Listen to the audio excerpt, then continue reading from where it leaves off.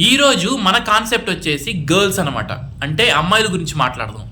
చాలామంది అమ్మాయిలు కంప్లైంట్ చేస్తూ ఉంటారు, రే చూడరు వాడు మమ్మల్ని ఎక్కిరిస్తున్నాడు, వాడు మమ్మల్ని టీజ్ చేస్తున్నాడు, వాడు మమ్మల్ని ఐ లవ్ యూ అని చెప్పి వెంటబడుతున్నాడు, మాకు ఈ భారతదేశంలో స్వేచ్ఛ లేదు, మేమేం చదవాలనుకుంటే అది చదువుకోవాలి, మేము ఏ ఉద్యోగం చేయాలనుకుంటే అది చెయ్యాలి, మాకు నచ్చిన బట్టలు వేసుకోవాలి, మేము స్వతంత్రంగా రోడ్ల మీద తిరగాలి, మాకు నచ్చినట్టు బతకాలి, మాకు ఆ స్వేచ్ఛ కావాలి, ఎవ్వరు మమ్మల్ని హాని చేయకూడదు, మేము ఏ కేబుల్ ఎక్కినా ఏ ఆటోలు ఎక్కినా వాళ్ళు మమ్మల్ని భయపెట్టకూడదు, మమ్మల్ని మేము రక్షించుకునేటట్టు ఉండాలి, ప్రభుత్వం మమ్మల్ని రక్షించాలి. ఇటువంటి కోరుకోవడంలో తప్పు లేదు. ఇటువంటి కోసం మీరు ప్రయత్నించాలి, ఇటువంటి కోసం మీరు పోరాడాలి.